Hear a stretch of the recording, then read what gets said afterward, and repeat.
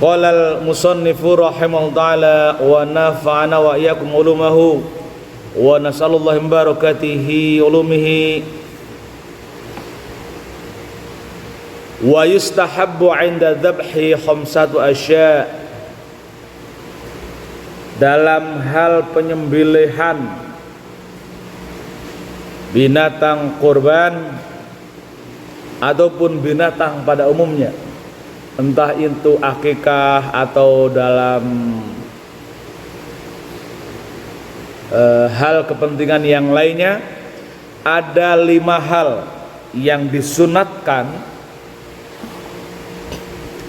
Pertama adalah at-tasmiyatu, membaca bismillah, wassalatu ala nabi sallallahu alaihi wasallam. Yang kedua bersalawat kepada Nabiullah sallallahu alaihi wasallam, wastiqbalul kiblati, dan menghadap kiblat, bidzabihati, dengan binatang yang disembelih. Jadi penyembelih dan yang disembelih sama-sama dihadapkan ke kiblat, wa takbir, dan membaca takbir, wa doa, dan doa, bil qauli, bil qabul, wa doa bil qabul, dengan harapan agar sembelihan itu diterima. Terus tahabbu tasmiyah liqaulihi ta'ala fakulu mimma dzukira smullahi alaihi, maka kalian makanlah dengan apa-apa segala sesuatu yang disebut nama Allah. Wa fi sahihain, dalam kitab Sahih Bukhari dan Sahih Muslim, annahu alaihi salatu wassalam hina dzabaha udhiyatahu qal. Dalam riwayat Bukhari Muslim, Rasulullah SAW bersabda ketika dia menyembelih, beliau mengatakan bismillah dengan menyebut nama Allah. Falau lam yusamma khullat atau halat, jika sekiranya tidak menyebut nama Allah, sembelihannya tetap halal. Li'anna Allah Ta'ala abaha dzabaiha ahlil kitab, karena Allah Subhanahu wa Ta'ala membolehkan sembelihan ahli kitab. Wahum la yusammuna ghaliban, dan mereka tidak menyebut nama Allah atau baca bismillah umumnya. Wa fi sahihain, di dalam hadis riwayat Bukhari Muslim, anna unasan qalu ya Rasulullah, umat Rasul, banyak manusia berbondong-bondong menghadap baginda Rasulullah sallallahu alaihi wasallam, lalu mereka berkata, ya Rasulullah, hai Rasulullah, inna qauman minal a'rabi ya'tunana, ada satu kelompok orang dari A'rab. Jadi orang Arab itu ada Arabi, ada A'rab. Itu dalam bahasa Arab. Kalau Arab itu namanya Badui, Arab tapi Badui, Arab pedalaman. Orang Arab yang tinggal di gunung-gunung gitu kan. Pokoknya bukan di kota. Kalau yang Al-Arabiyu itu orang Arab yang ada di kota. Innal A'rab ya'tuna nabillah, mereka datang berbondong-bondong sambil membawa daging banyak. Manadri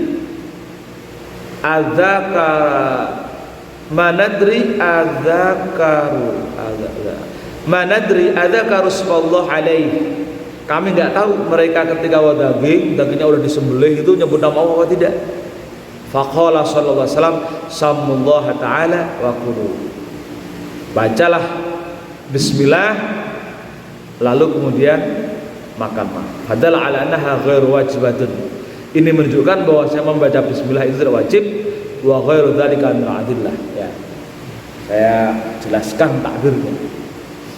Jadi ketika menyembelih binatang kurban atau binatang apapun, ada beberapa hal yang harus disunatkan. Kalau namanya sunat berarti tidak harus, ya.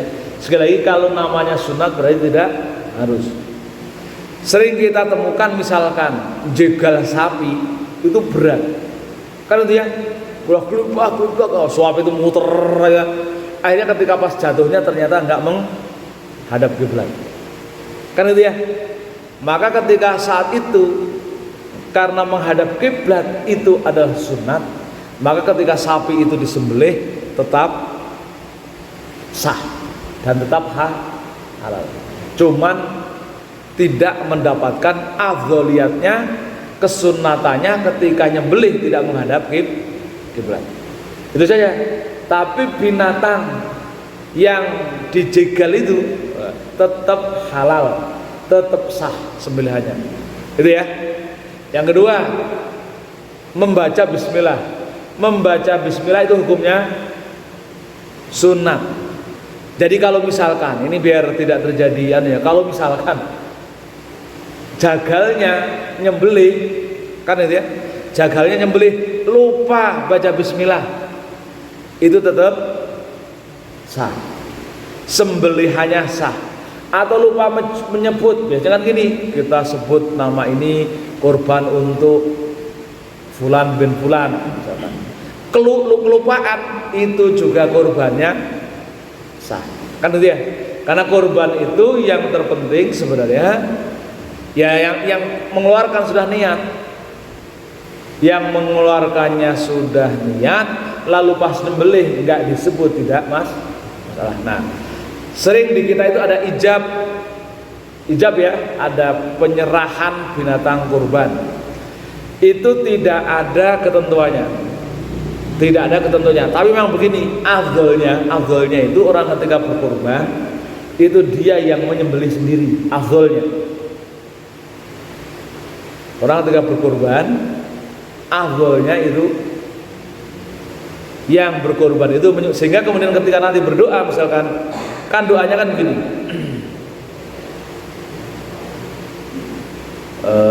Allahumma hadza minni, hadza minka wa ilaika, fataqabbal minni, kan itu doanya itu, kan gitu ya. Ketika mau nyembelih itu kan Allahumma hadza minka, ya Allah ini dari engkau, kan gitu ya. Wa ilaika, aku kembalikan kepada engkau, fataqabbal minni. Jadi siapa bilang ini ketika korban itu barangnya kita, bukan. Maka doanya itu bacanya Allahumma hadza minka, ya Allah ini rahmat rizki dari engkau, wa ilaika, dan aku kembalikan kepada engkau, fataqabbal minni, karena ini dikembalikan maka aku semoga ini diterima. Kan itu ya. Jadi ini yang menjadikan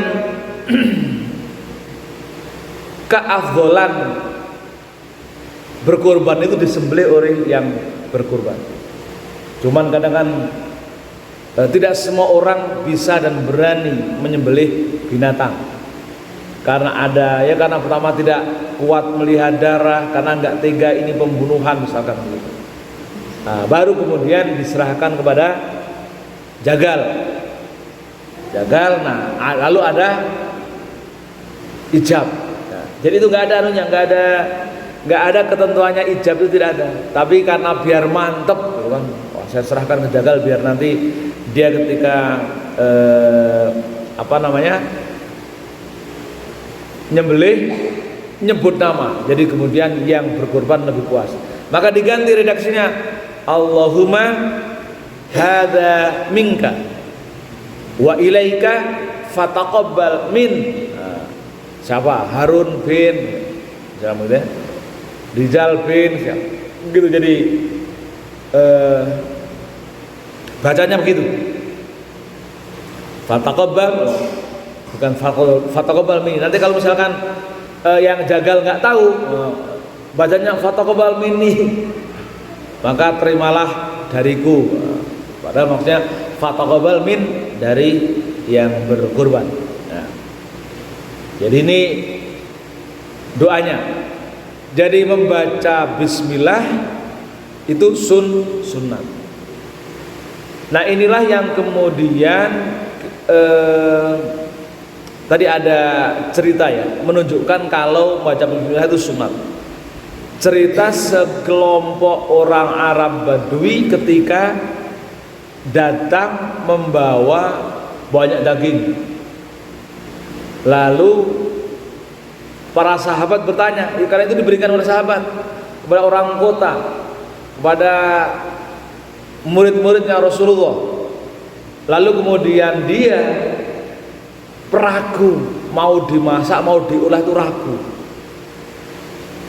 Lalu kemudian ketika tanya dan konsultasi kepada Rasulullah, lalu kemudian Rasul mengatakan, jangan dibuang, baca bismillah lalu makan, lalu dimakan. Jadi ini menjadi dasar, ini biar jadi perhatian kita semua. Kalau kita punya tetangga non muslim, saya itu berkali-kali kemarin itu mewawancarai anak-anak yang mau kuliah di Al-Azhar. Rata-rata kalau saya tanya misalnya, kan yang dites kan anak-anak atau orang-orang pemuda-pemuda, padahal mereka itu well educated dalam sisi agama. Ternyata ketika saya tanya, jika seandainya kamu memiliki tetangga non muslim karena ingin menjaga hubungan baik, lalu kemudian dia memberikan misalkan opor ayam, kira-kira sikap Anda gimana? Rata-rata jawabnya, aku akan terima karena untuk menjaga perasaannya, tapi setelah itu opornya aku buang. Kenapa dibuang? Ya kan kita nggak tahu mereka ketika nyembelih itu baca bismillah apa tidak. Kita kan nggak tahu ketika nyembelih pancinya itu habis dipakai untuk memasak daging yang lainnya yang tidak dihalalkan oleh Allah. Oh, rata-rata jawabnya begitu.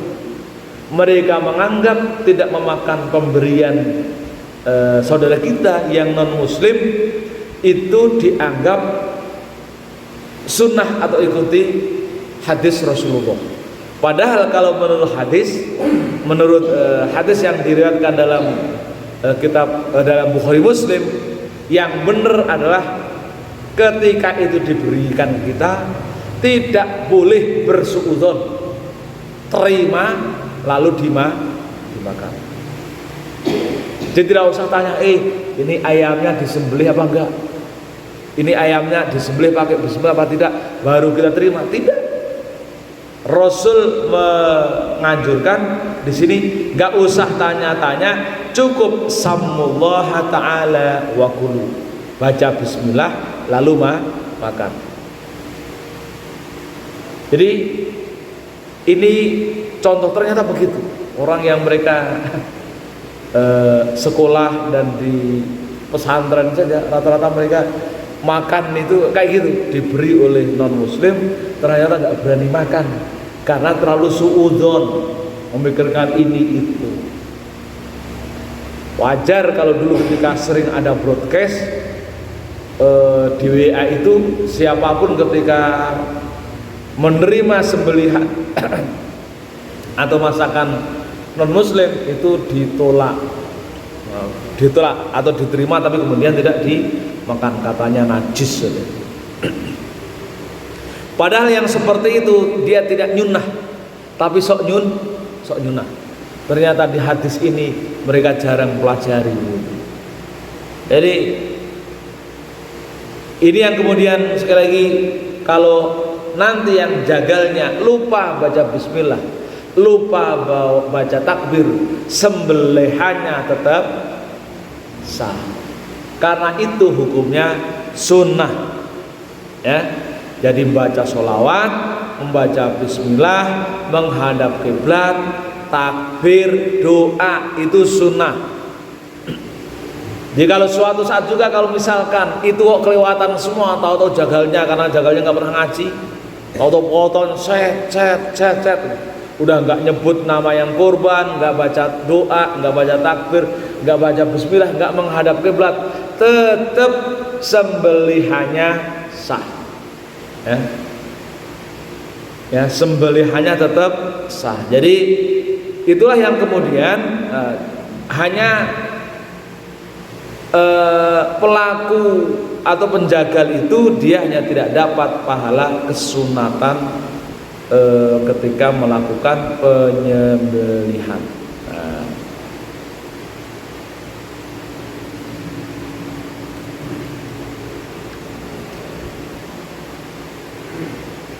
Wakila yambaghi ayyukrah li'annaha halatu ihrajin najasati fahiya kal bauli.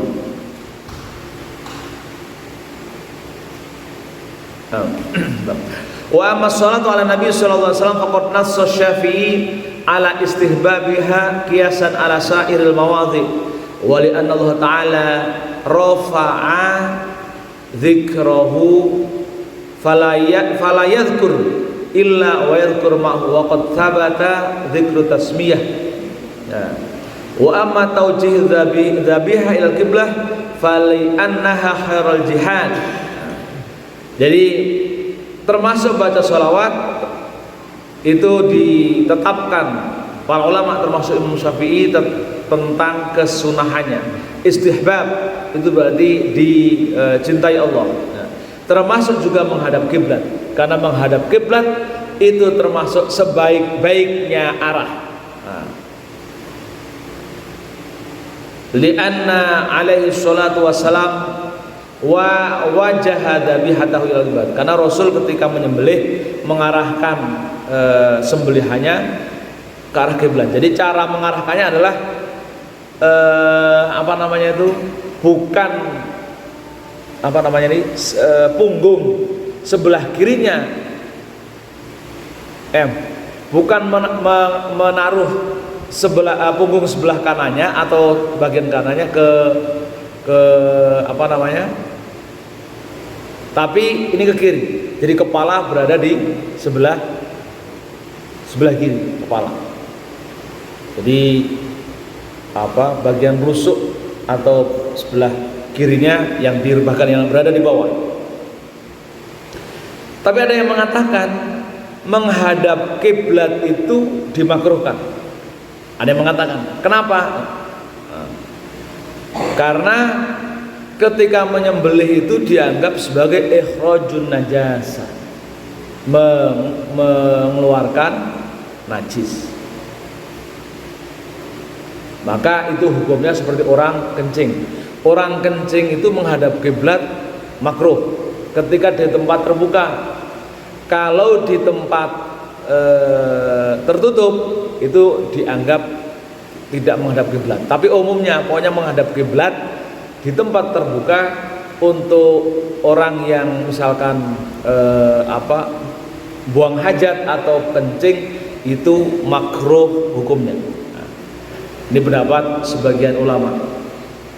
Jadi disamakan dengan hukum kencing. Wa ujiba bi annaha halatun yustahabu fiha dzikrullah ta'ala.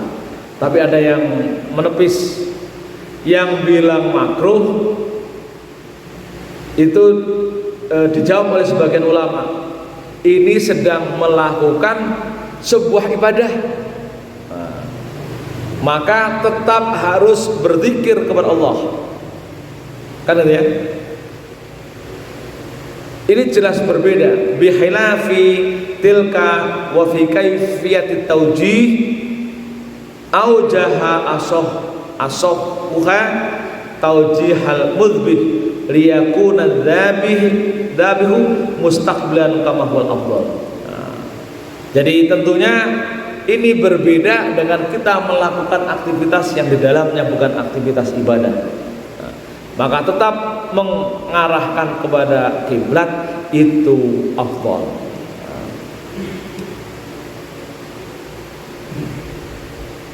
Wa amma takbiru fa fi riwayat Anas radhiyallahu anhu alaihi salatu wassalam, dalam riwayat hadis Anas radhiyallahu anhu, Rasulullah sallallahu alaihi wasallam dhuha bi kabshaini amlahaini aqranaini dzabahuma bi yadihil karimah sama wa kabbara wa wada'a rijlahul musyarrifah ala safahatihima. Rasul menyembelih 2 ekor kibas biri-biri yang gemuk-gemuk berdaging. Mereka Rasul menyembelih keduanya dengan tangannya. Lalu Rasul membaca bismillah, bertakbir dan meletakkan rijlahul musyarrafah ala sofahatiha, meletakkan kakinya yang mulia itu di atas punggungnya, jadi menghadap kiblat. Jadi hadis ini menjadi dasar kesunatan membaca bismillah, takbir, dan binatang yang disembelih itu menghadap kiblat. Doanya fa mustahabun wa amma doa bil qabul, doa semoga, doa penyerahan. Doa penyerahan. Fa mustahabun itu juga disunatkan atau lebih mustahab. Walafdhu Allahumma hadza minka wa ilaika fataqabbal minni. Hadza minka wa ilaika fataqabbal minni. Ini kalau kita juga nyembelih ayam itu ya baca bismillah, baca takbir, itu juga sunnah.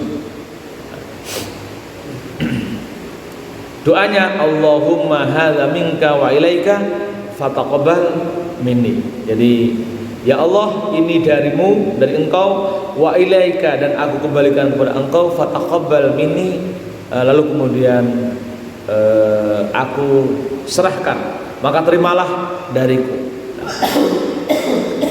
Nah, Rasul SAW ketika membaca doa, ketika berkurban juga membaca doa, Allahumma taqabbal min Muhammadin wa ali Muhammadin wa ummati Muhammad. Ya Allah, terima dari Muhammad dan keluarga Muhammad. Inilah yang kemudian dijadikan dalil sunnah kifayah kurban itu. Sunnah al-kifayah itu ya ketika satu kali kurban itu berarti otomatis diperuntukkan untuk satu keluarga. Kan gitu ya? Tidak disebutkan satu per satu. Jadi wa ali Muhammad, bahkan Rasulullah menyebut wa min ummati Muhammad, dari umat.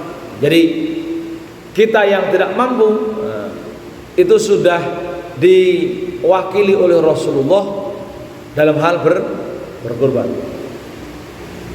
Jadi kita sudah dianggap berkurban karena sudah masuk dalam rombongan Rasulullah. Itu asiknya, bahagianya kita punya Nabi yang disebut dengan Nabi Muhammad Sallallahu Alaihi Wasallam, selalu memikirkan umatnya, termasuk yang tidak mampu.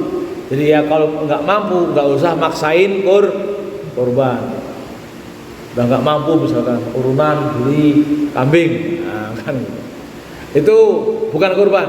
Kalau misalkan kita berkurban urunan, itu bukan penyebutannya ya sedekah biasa. Nggak usah maksain, kira-kira gitu ya.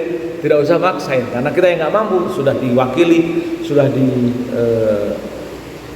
dibayar oleh Rasulullah Sallallahu Alaihi Wasallam. Ini makanya kemudian bahagianya kita menjadi umat Rasulullah itu di situ, selalu diingat. Makanya kemudian dianggap orang pelit ketika disebut namanya, kita juga tidak membaca sholawat, kan begitu ya?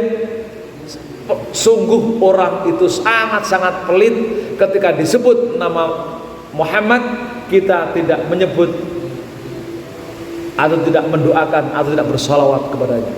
Jadi kalau nyebut nama, ada dengar nama Muhammad, kita jawab langsung bersolawat kepadanya Sallallahu Alaihi Wasallam. Karena begitu, saking cintanya Rasul kepada kita, ketika meninggal, ketika nazar sakaratul maut, apa yang disebut? Ummati, ummati, ummatu. Ingat umatku. Masih ada yang belum bisa ngaji, kan gitu. Masih ada yang belum sholat, masih ada yang belum dapat hidayah. Itu saking cintanya Rasulullah kepada umatnya, dalam kondisi apapun itu disebutkan begitu. Ummati, ummati. Karena kalau kemudian orangnya nggak tahu, nggak pernah ibadah, sholat, bolong-bolong, misalkan begitu ya, Ya bisa kebayangkan Rasul yang Rasulullah saja ketika sakaratul maut juga merasakan sakitnya. Sehingga ketika nyebut ummati itu karena juga salah satu yang dipikir adalah apakah umatku juga ketika dicabut nyawanya sesakit ini. Kan begitu. Maka Rasul saking cintanya menjelang nazak saja sakaratul maut tetap yang disebut umatku saking cintanya mereka. Makanya sungguh sangat pelit orang itu ketika disebut namanya lalu kita tidak bersalawat kepadanya. Amin. Sampai kurban sudah diwakili, sudah dibayarkan oleh Rasulullah SAW. Saking sayangnya beliau kepada kita. Jadi ini yang patut disyukuri. Dan Rasul ketika kemudian cabut nyawanya, kan beliau dapat fasilitas. Orang-orang soleh ketika dicabut nyawanya, ketika meninggal itu dapat fasilitas keliling. Jadi tidak duduk langsung di surganya misalnya, tidak, tapi keliling untuk melihat orang-orang santrinya, untuk melihat orang-orang yang dicintainya, keliling. Jadi kalau kita punya orang tua yang soleh, itu ya dapat fasilitas begitu, fasilitas untuk keliling. Maka bagi Rasulullah hidup dan mati tidak ada bedanya. Ketika hidup juga beliau bahagia karena melihat umat, bisa melihat umatnya langsung. Ketika meninggal beliau juga bahagia karena juga bisa melihat umatnya di dunia. Maka kita melakukan apapun, apalagi ketika menjalankan sunnahnya, ngaji, Rasul senang banget, bahagia banget. Aduh, umatku masih ada yang ngaji, umatku masih ada yang dengar petuahku, kan begitu. Makanya berkali-kali kan Rasul selalu memberikan apresiasi, memberikan informasi bahwasanya orang-orang yang menuntut ilmu akan diberikan fasilitas-fasilitas yang keren di hadapan Allah, termasuk pahala. Apalagi kalau niatnya itu adalah niatnya untuk diajarkan pada orang lain, pada keluarganya, pada muridnya, pada santrinya, itu lebih besar lagi pahalanya. Jadi karena itu cintanya beliau. Wala yaqulul mudahhi syai'an minal udhiyah al-mamdurah, dan jangan makan orang yang berkorban itu sedikit pun dari yang disembelih ketika itu dinadarkan. Wa yaqulu minal mutatawwi'i, dan makan dari kurban sunnah, biha wala yabi'u minha, dan dilarang menjual. Jadi kalau niat kurban, saya bacakan dulu ya. Al-udhiyah al-mangdurah, kurban yang nadar, tukhriju min milkin nadir bin nadri kama law a'taqa 'abdan hatta law atlafaha lazimahu dhamanuha. Binatang kurban yang karena dinadarkan itu sudah keluar dari miliknya. Kalau nadar itu dianggap sudah tukhraju, dikeluarkan min milkin nadir, jadi dianggap bukan miliknya. Produk nazar itu dianggap bukan miliknya. Maka karena bukan miliknya, lalu kemudian tidak boleh dimakan. Jadi orang ketika menazarkan kurban nazar itu dianggap bukan miliknya. Sama seperti dengan ketika seorang memerdekakan budak, sampai kemudian ketika kok binatangnya itu rusak, mati, lazimahu dhamanuhu, wajib dia menanggungnya. Jadi kalau sudah nazar, Dia kan hanya punya kewenangan untuk menjaga udhiyah. Kalau kemudian kok misalkan mati, maka tetap punya keharusan untuk menggantinya. Dia harus menjamin binatang itu sampai disembelih. Fa idza naharoha lazimahu tasadduq bilahmiha. Jika kemudian dia menyembelihnya, wajib at-tasadduq bilahmiha, bersedekah dengan dagingnya. Falau akharahu hatta talifa lazimahu dhamanuhu. Jika kemudian dia mengakhirkannya sampai rusak, lazimahu dhamanuhu, wajib dia menjamin barang itu tersampaikan. Jadi kalau itu adalah sembelihan nadar, hati-hati, jangan sampai daging kurbannya sampai rusak. Rusak itu sampai busuk, misalkan kan nyembelihnya hari ini baru dibagi 2 hari kemudian, nah, misalkan begitu. Maka yang berkorban itu wajib menjaminnya. Nah, ketika kemudian itu diserahkan ke panitia, ya panitia wajib menjalankan amanah itu, menjaga daging itu tersampaikan sampai kemudian disedekahkan, tersampaikan secara benar, tasadduk, disedekahkan ya. Wala yajuzu lahu ayyakula minha syai'an qiyasan ala jazaa'i shaidi wa dima'il jibrana. Dan tidak diperbolehkan memakan sekecil pun dari bagian binatang yang disembelih karena nazar itu, karena ini dikiaskan kepada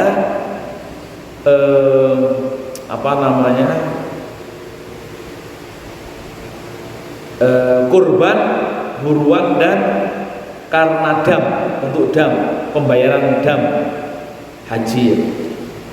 Falau akala minha syai'an ghoroma, jika kemudian dia memakan walaupun sedikit, ghoroma, didenda. Jadi kalau kita nazar lalu memakan daging kurban yang dinazarkan itu, maka kemudian kita didenda. Walayal zimuhu iraqa tudami thaniyan li'annahu qad fa'alahu, tapi tidak dianggap batal. Jadi nggak perlu mengganti, menyembelih lagi. Jadi kita yang mengorbankan binatang kurban, lalu kemudian karena kurbannya itu nazar, lalu kita memakan dagingnya,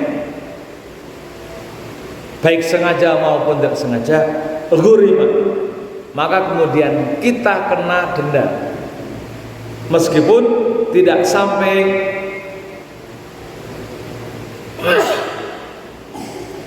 sampai harus mengalirkan darah yang kedua, dalam arti mengganti ya, li'annahu qad fa'alahu, karena dia sudah mengerjakannya. Nah, apa dendanya? Wa nassa 'alaihi Syafi'i radhiyallahu anhu annahu yughramu qimatuhu kama law atlafahu ghairahu wa thani yalzimuhu mithl lahmi. Yang kedua, pertama, menurut Imam Syafi'i dendanya itu adalah qimatuhu, jadi nilai harga yang dimakan, kira-kira sepertiganya. Kira-kira sepertiga itu berapa? Sepertiganya itu berarti ya, kalau harganya sepertiga itu berapa kilo biasanya kalau kambing ternyata berapa kilo? Ada 20. nggak sampai ya kira-kira karena rata-rata ngambilnya sepertiga ya, hitungannya seperti kalau misalkan muncul 10 kilo daging kambing itu 1 kilonya berapa? Anggap 20.000 misalkan kali 10 200, sepertiganya berarti sekitar 70-an ya, 65 jadi didenda nilainya yalzimuhu mithlullah alham. Jadi kira-kira ukurannya adalah sebanding dengan daging itu. Jadi nggak perlu nyembelih lagi, tapi bisa didenda dengan nilainya. Wa amal mutatawwi'u biha, kalau kemudian kurban sunatnya yustahabbu lahu ayyakula minha bal qila bil wujub. Wah, ini dia. Sementara kurban mutatawwu, kurban sunat yang orang yang ketika berkurban itu mustahab untuk memakan darinya, bal qila bil wujub, bahkan ada yang berpendapat mewajibkan. Jadi kita yang berkurban ada yang berpendapat mewajibkan. Kenapa? Liqaulihi ta'ala, berdasarkan firman Allah, fakulu minha, maka makanlah darinya. Nah, fakulu minha ini adalah redaksi, kalau dalam ilmu nahwu namanya redaksi perintah. Di Quran itu kalau ada redaksi perintah itu sebagian ulama mengatakan itu menunjukkan wajib. Jadi di Quran itu banyak perintah, misalkan aqimus sholah atau aqimis sholah, dirikanlah sholat. Itu sampai disebut berkali-kali. Maka kemudian para ulama, ini pentingnya ngaji itu, para ulama ketika lihat di Quran banyak perintah aqimis sholat, aqimis sholat, aqimis sholat, dan banyak sekali, maka kemudian mereka berkesimpulan ini mesti wajib. Maka kemudian dirumuskanlah sebuah kaidah, al aslu fil amri lil wujub. Pada hakikatnya perintah Allah yang dituangkan di dalam Al-Quran itu menunjukkan wajib. Jadi kalau mau ditanya hukum sholat itu apa? Wajib. Siapa yang mewajibkan? Ulama. Siapa yang mewajibkan sholat? Ulama. Karena Allah tidak, di Quran tidak pernah mengatakan sholat itu wajib. Yang mengatakan wajib adalah ulama melihat banyaknya perintah di Quran, aqimis sholat, aqimis sholat, aqimis sholat, aqimis sholat, wa atuz zakat, dan seterusnya. Karena banyaknya perintah itu, lalu kemudian ulama beristihad. Oh, ini pasti nih perintah Allah itu menunjukkan sholat itu penting, maka dari itu diwajibkan. Maka dirumuskanlah kaidah apa namanya? Al aslu fil amri lil wujub. Saya membayangkan kalau ada sekelompok orang yang menginginkan kembali ke Al-Quran atau kitab dan sunnah langsung, nggak ke ulama, itu makanya kemudian dugaan saya bisa tersesat. Ditanya mana tunjukkan kalau Allah itu mewajibkan sholat, nggak ada. Nggak ada misalkan di Quran itu inna sholata wajibun lil, nggak ada. Nah itu ya, jadi pentingnya ngaji itu di situ, karena para ulama sudah menggali secara mendalam firman Allah. Maka sekali lagi ngaji itu menjadi penting. Makanya kenapa habis ngaji itu disangguin apa tadi pahala haji tam itu, karena itu. Karena Allah senang menyukai orang-orang yang ngaji. Kenapa? Biar firmannya tidak disalah paham.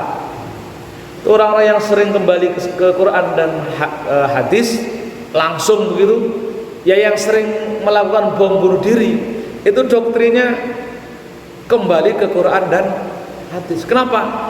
Karena Allah memerintahkan di Quran, waqtuluhum haitsu tsaqiftuhum wa qatilul ladzina kafaru, dan bunuhlah orang-orang kafir, perangilah orang-orang kafir, bunuhlah mereka. Begitu perintahnya itu, begitu di Quran itu.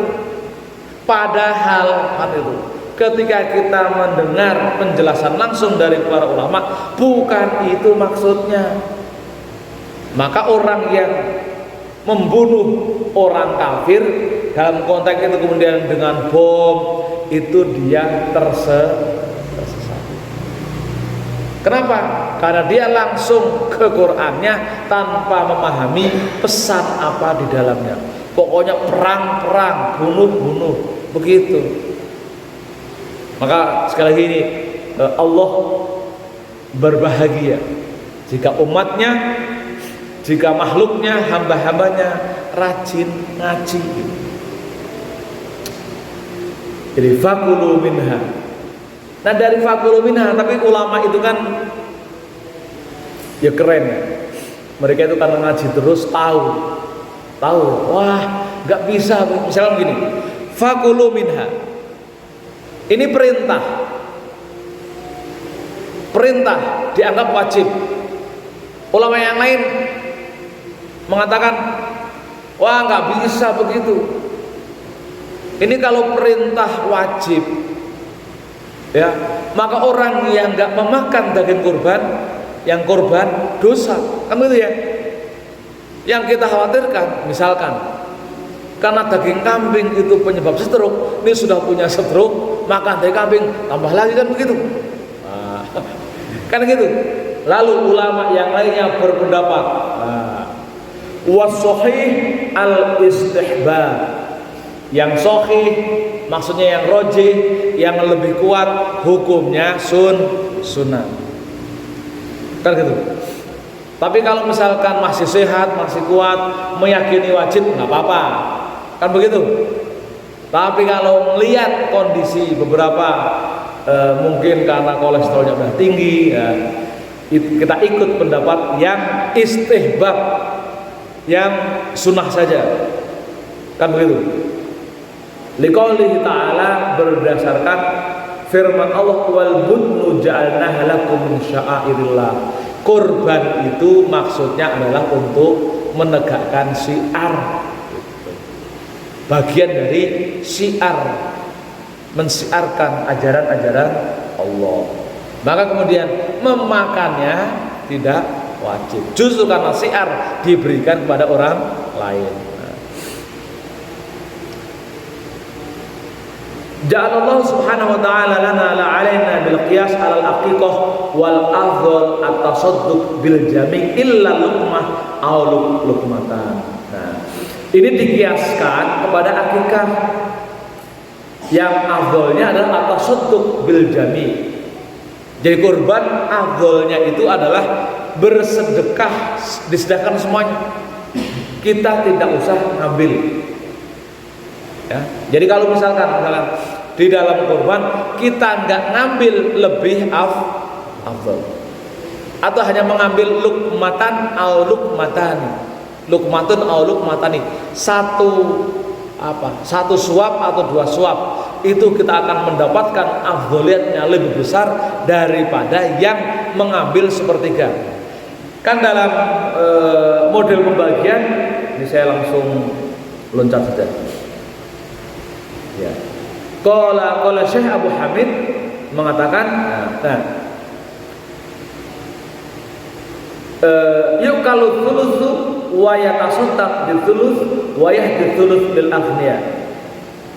Dimakan, yang dimakan sepertiga, yang disedekahkan sepertiga, dan yang dihadiahkan sepertiga lil aghniya, untuk orang-orang kaya, untuk orang-orang mampu.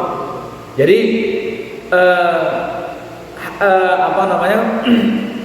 hadis ini menunjukkan kurban dibagi untuk 3 kelompok. Yukal, jadi kita yang berkorban bisa memakannya maksimal 1/3. Lalu yang kedua, yang disedekahkan 1/3. Maksudnya apa? Disedekahkan 1/3 itu berarti diberikan kepada orang fakir. Nah, pertanyaannya kemudian misalkan, yakinkah kita ketika membagi daging kurban kira-kira sepertiganya fakir apa tidak? Mungkin kalau di kita lebih ya Pak Haji ya. Jadi aman ya. Aman ya. Nah, Harun panitianya.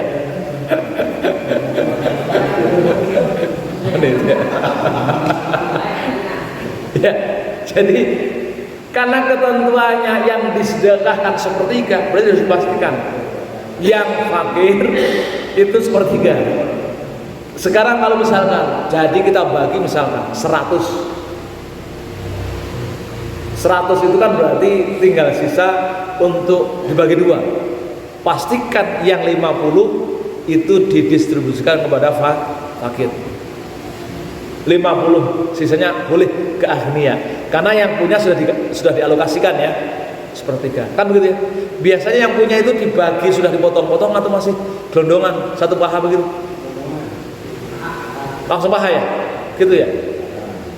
Ya misalkan begitu kan berarti yang sudah dibagi kan berarti anggap 100, pastikan yang 50 itu ke fakir karena disedekahkan.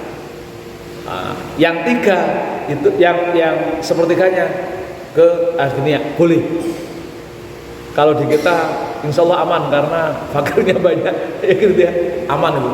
Yang kita khawatirkan yang kayak di perumahan itu gitu, nggak diberikan keluar, diberikan ke dalam, sementara mereka masuk kategori agnia semua. Wala bai'un wala yabi, dan dilarang untuk menjual. Maksudnya bukan kita misalnya ini panitia sebagai bagian dari yang melaksanakan tugas dilarang menjual. Wah ini separuhnya uang operasional kurang nih, dijual dagingnya, nggak boleh. Nah, ini haram, jelas itu haram. Tapi kalau misalkan Harun dapat daging kurban 10 ton, kalau dimakan kan nggak habis, kan begitu kan? Nah, dijual boleh, karena dia sebagai penerima, kan begitu. Yang nggak boleh itu kita berkorban dapat sepertiga, dijual itu nggak boleh. Atau panitia karena kurang operasionalnya, biaya operasional, ayo sebagian dijual karena kita kurang biaya beli plastik, beli tali dan seterusnya. Nah, itu nggak boleh ya.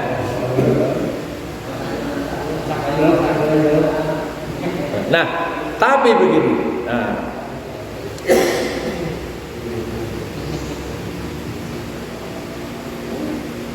termasuk walaya juzu ja'lahu ujratan lil jazar, dan juga tidak boleh menjadikan apa namanya ujratan lil jazar, ujratan daging kurban itu sebagai upah untuk penjagal ya. Wala yajuzu ja'alahu ujratan lil jazar. Ini sekali panitia memang harus jeli. Memang menjadi penting ketika korban tetap harus mencari dana juga untuk membayarkan kepada jazar, penjagal ya. Jazar, sehingga tidak dibayarkan pakai daging. Jadi kalau misalkan membagi daging ke penjagal, bukan niatnya ini bagian kamu karena penjagal, bukan, karena memang dia adalah bagian yang memang harus dapat, kan begitu ya. Jadi kalau misalkan itu ngolah kepala buat penjagal, nah itu tidak boleh buat yang jagal. Niat bayarin untuk penjagalnya, lalu diberikan secara spesifik kepalanya, itu tidak boleh. Nah, jadi kalau mau membagi, memang dia adalah bagiannya. Misalkan dihitung daging sekian. Jadi kalau misalkan hitungannya adalah sekilo, kalau mau ngasih kepala ya kira-kira dihitung sekilo kira gitu ya. Jadi kalau tadi dikasih daging, karena dia sudah dianggap dapat bagian itu, tapi bagian itu bukan diniatkan untuk bayar. Nah, ini hati-hati kalau misalkan dengan akikah, kan karena di dalam kurban itu kan kalau bisa kan dihancurkan semua, termasuk kepala-kepalanya kalau tidak dibagi gelondongan, kan begitu ya. Di akikah ini kalau khawatir dicampur, di akikah itu ada tafaul. Yang pertama misalkan tidak boleh menghancurkan tulang. Jadi kalau motong tulang utuh ya pas sendinya, misalkan sendi ini potong, tidak boleh dipotong di tengah kalau itu akikah. Maka nanti kalau misalkan ada titipan akikah melalui kurban, cara motongnya termasuk hancur-hancur itu hati-hati kalau motong tulang teman-teman sudah sedih. Jadi potongnya itu ya pas itu, karena tidak boleh, karena tafaul berharap anak juga sehat dan sempurna, kan gitu ya. Jadi akikah itu ada satu ketentuan, ketika sampai memotong-motong itu tulangnya jangan dipotong di tengah tangan, jangan dipecahkan bahasanya, jangan dipecah tulangnya, karena itu bagian dari doa ya, berharap anaknya sehat. Itu bedanya. Jadi nanti kalau misalkan dapat titipan akikah itu, ini tolong cara motongnya harus jeli, rapi. Di samping memang afdolnya adalah diberikan dalam kondisi matang. Nah, kan gitu ya. Itu tuh panitia nih beri tugas pantau yang seperti itu. Jadi kalau akikah itu. Nah terakhir,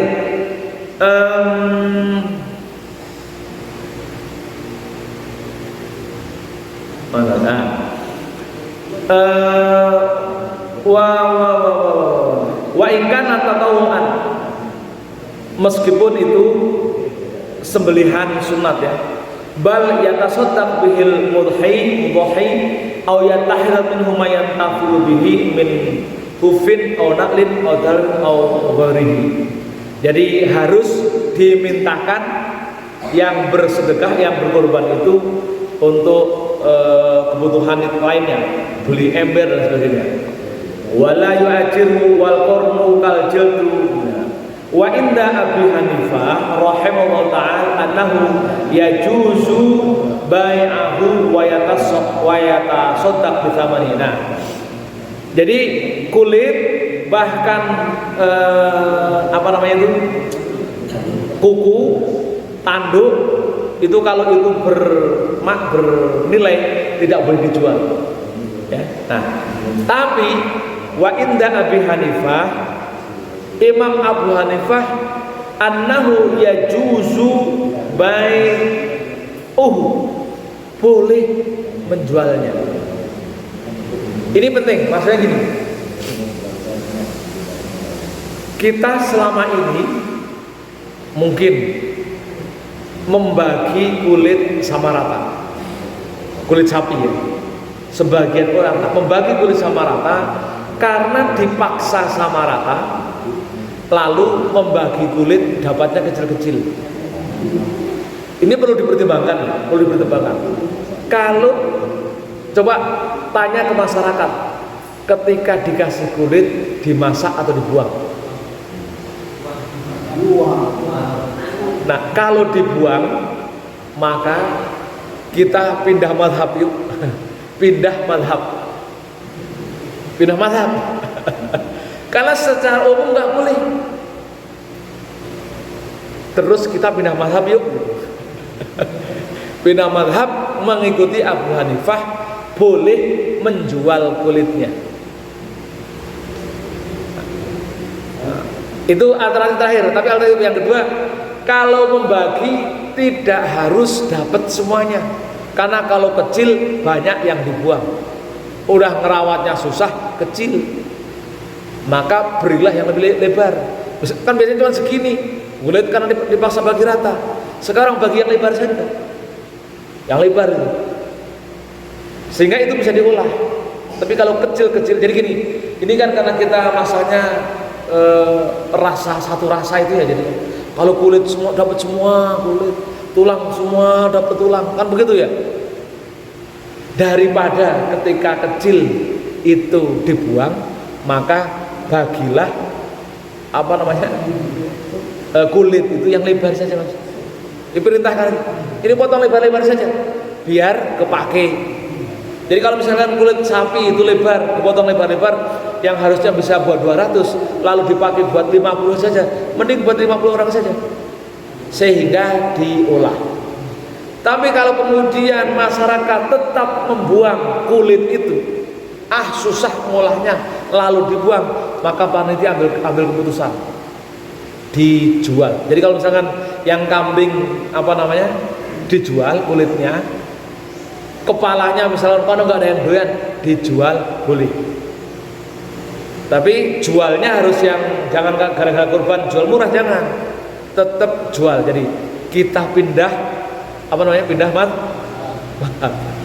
boleh. Nah, hukum pindah mahar itu gimana? Boleh, karena kita punya ilmu. Ini kan semua sudah tahu nih. Nanti kalau pas potong-potong karena repot ngurus kepalanya, ayo kita pindah madhab saja. Pindah madhab kepada umumkan siapa yang mau beli kepala, siapa yang mau beli kikil. Nanti uang itu ya wa yatasaddaq bi dzamanihi, lalu kemudian uang itu disedekahkan, bukan buat operasional. Itu ya. Tetap disedekahkan, bukan buat operasional. Nah itu yang penting itu. Jadi kalau jual kepala, jual kikil, jual kulit, uangnya juga disedekahkan.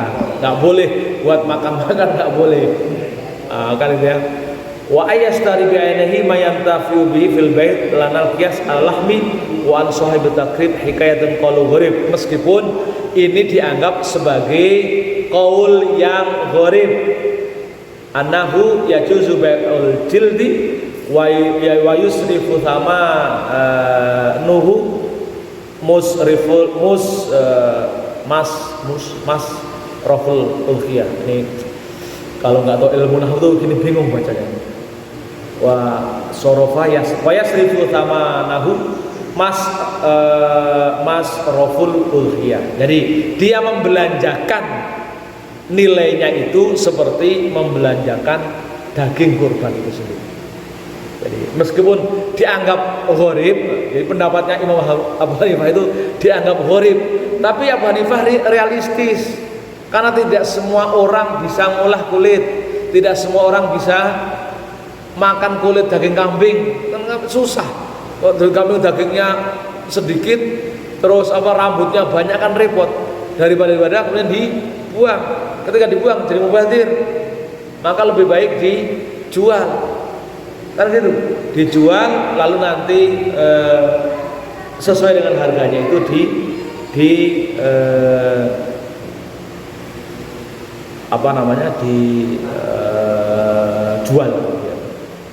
Wallahu a'lam bishawab. Demikian, mudah-mudahan membawa manfaat dan berkah bagi semua. Sekali lagi, dalam hal-hal ini harus kita perhatikan. Kalau kita nggak mampu mau potong-potong, yang saya bayangkan itu saja. Kadang kalau udah memotong kulit, kepala itu kita repot, kan gitu ya, kerepotan. Lalu kemudian akhirnya kadang dibiarkan hilang dengan sendiri, jalan dengan sendiri. Ya akhirnya kepala baru dipotong punya kaki. Tahu-tahu nggak ada. Nah, itu juga haram, termasuk kalau tahu-tahu kepala hilang, kaki kepala hilang, itu termasuk pencurian. Peler hilang itu pencurian, haram. Tolong ingetin nanti kalau pas panitia, tolong saudara-saudaraku gitu kan. Kalau misalkan pas kurban, tolong jangan sampai buntut hilang. Yang panitia nih biar ingetin.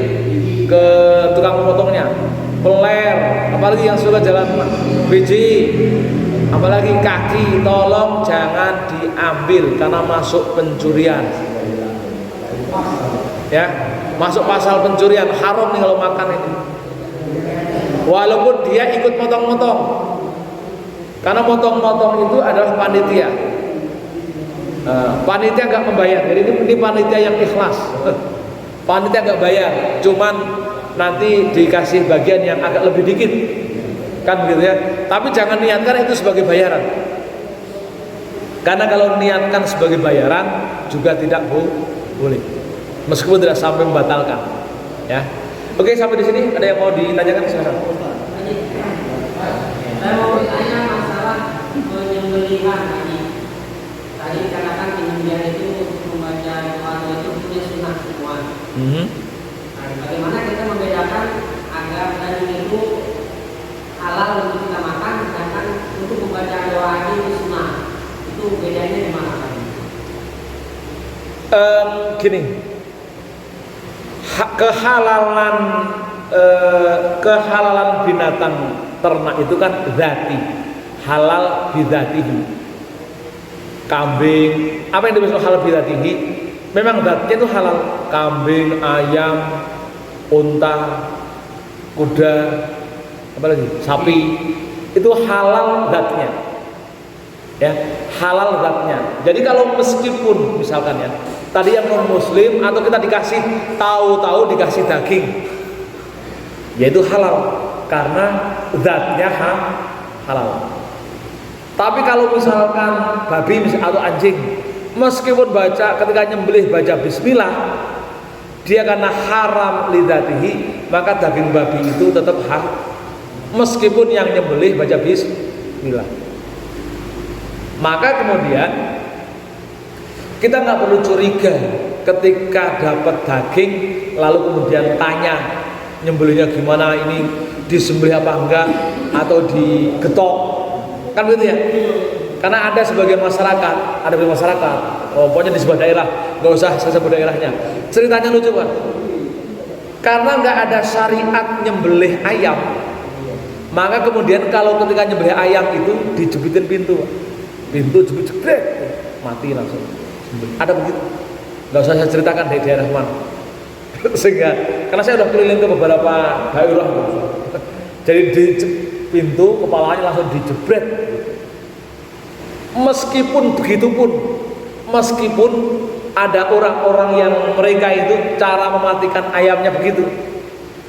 Kalau seandainya mereka ngasih kita ke daging ayam itu, ya ke kita, ya orang yang tidak beragama Islam kan yang penting mati, kan gitu, nggak peduli mau kadang juga pakai getok, pakai ngunduh, kemudian ulekan, tok mati langsung. Ada begitu, ada yang begitu gitu. Itu kalau seandainya itu diberikan ke kita, ya itu halal kita makan tanpa harus mengetahui bagaimana proses matinya ayam itu. Kenapa? Zatnya halal, gitu ya. Jadi nggak perlu tanya cara nyembelihnya, nggak perlu. Misalkan hewan ternak kita mati pagi, siang itu nggak boleh halal kita makan. Kalau apa? Mati, meninggal. Hewan-hewan kita ternak kambing mati pagi. Dia mati sendiri. Itu kan dagingnya halal kita makan. Oh, nah di situ. Kalau kita tahu dengan mata kepala sendiri, binatang ternak itu mati tanpa melalui jalur syariat. Jadi jalur syariat itu kan mati dengan disembelih, bukan mati dulu baru disembelih, tapi mati dengan disembelih. Kenapa?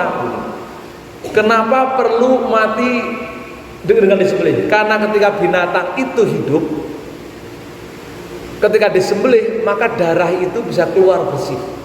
Makanya rata-rata daging yang produk sembelihan tidak ada darahnya. Karena ketika dia disembelih, apalagi kalau yang pinter itu pas dipotong, pas ngempos langsung terus itu darah semua keluar, maka bersih. Tapi kalau nggak bisa, ya darah tidak sampai. Biasanya nih kalau nyembelihnya asal nyembelih itu biasanya dagingnya bau. Tapi tetap halal kalau dia disembelih masih hidup. Nah, kalau yang dia mati, kambing mati, meskipun zatnya daging kambing itu halal, karena dia mati, maka itu hukumnya menjadi bangkai. Ketika jadi bangkai haram, meskipun kemudian disembelih, karena dia ketika jadi bangkai darahnya tidak keluar, darahnya nggak keluar, karena dia disembelih kondisinya tidak mati.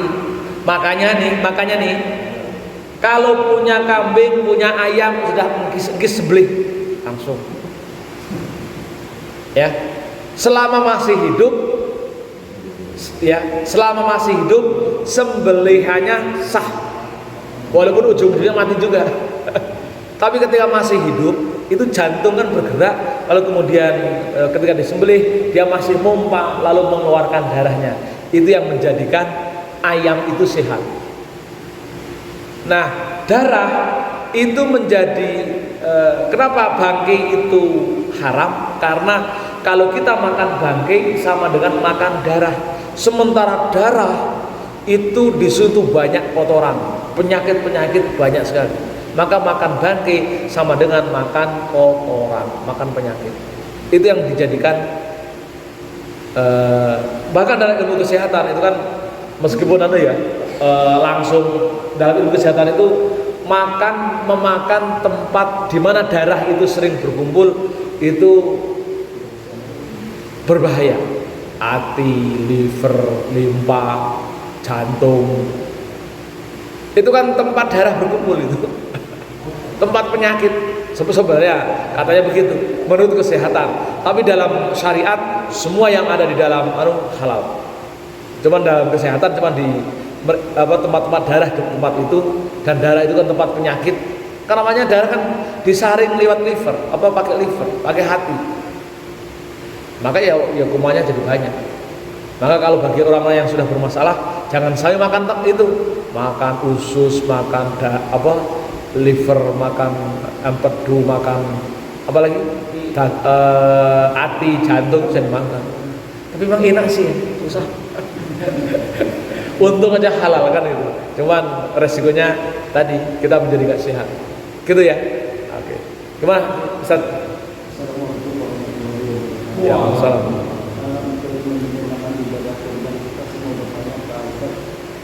Apakah kurban ulang video orang itu bisa dinamakan kurban atau seperti biasa hanya dimakan Ustaz?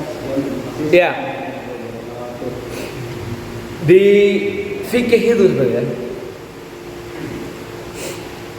Tapi ini nanti ujungnya fadhail ya. Jadi memang hitungannya sapi, unta itu memang untuk 7 orang. Memang hitungannya untuk hitungan 7 orang. Kalau berdasarkan tadi sunnah alal kifayah, maka sapi itu bisa dipakai untuk 7 keluarga. Kan ya? Tidak hanya 7 orang, 7 keluarga.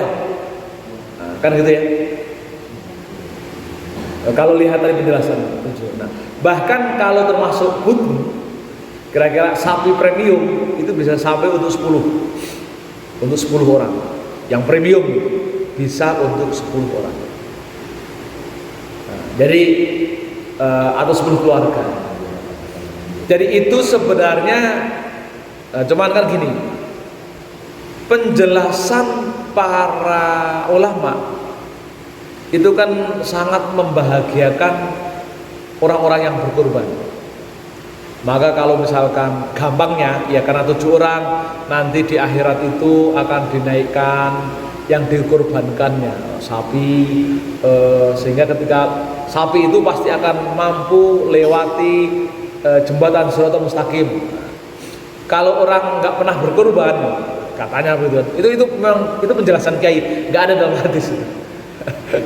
Nanti ketika di akhirat itu di mahsyar orang yang berkorban itu akan naik binatang, sehingga tidak akan kelelahan jalan di mahsyar, tidak ada kelelahan, sudah pasti selamatnya melewati jembatan Shiratal Mustaqim, karena sapi atau binatang kurban itu sudah tahu jalannya.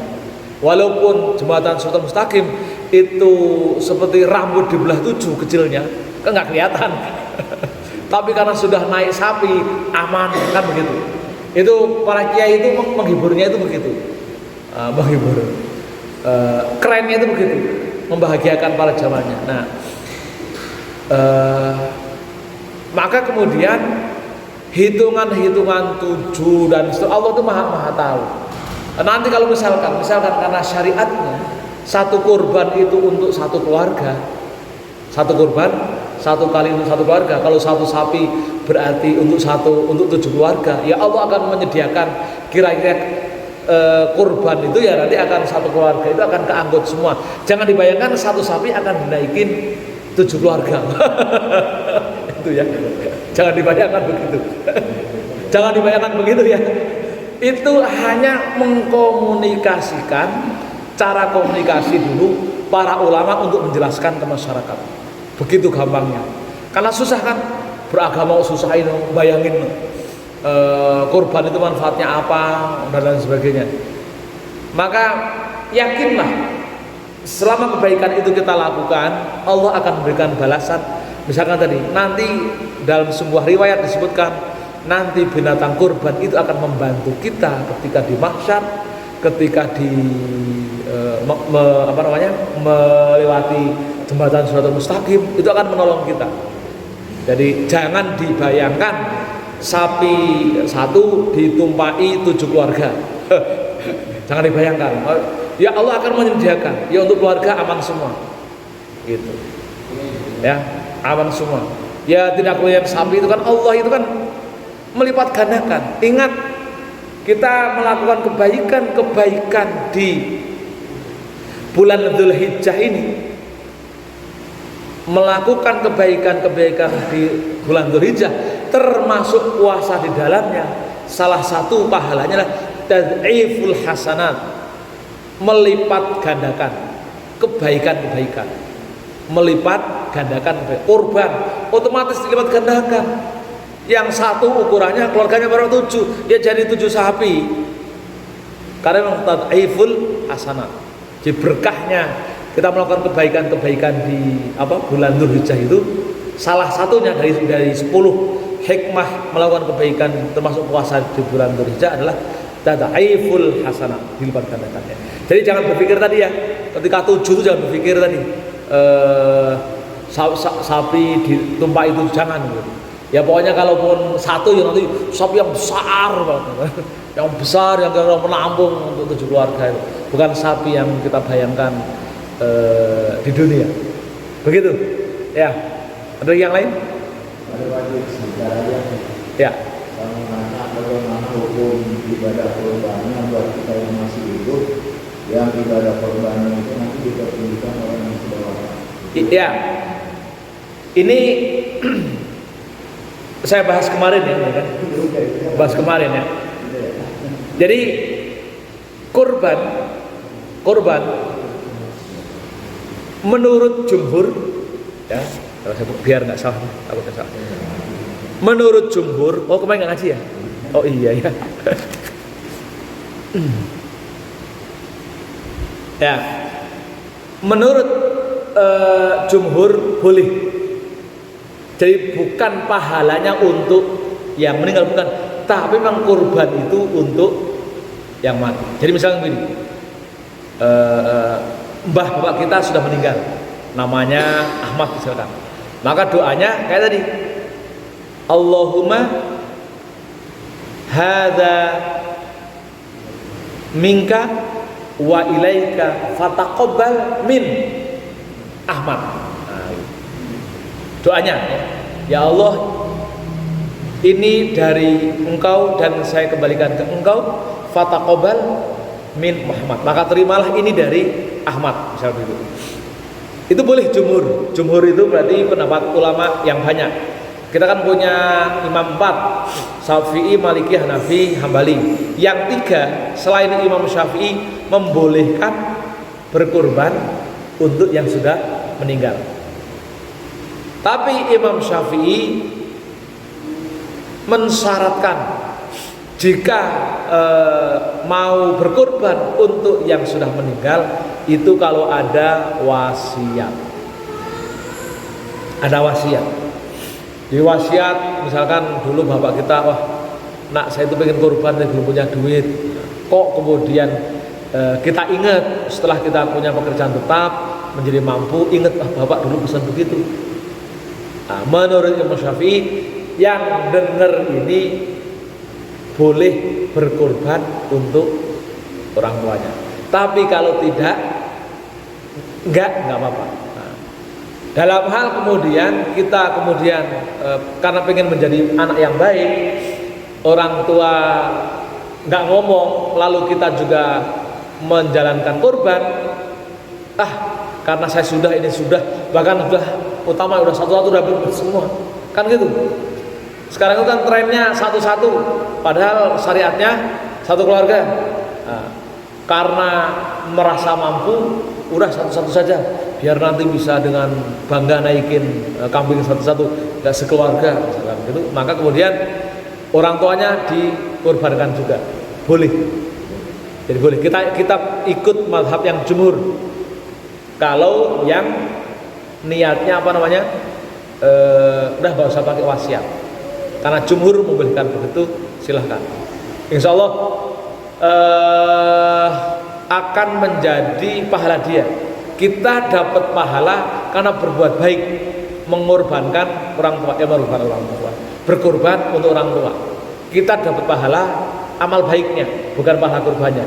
Sementara yang sudah meninggal dapat pahala berkorbannya. Kan gitu ya? Nah, gitu Pak Haji?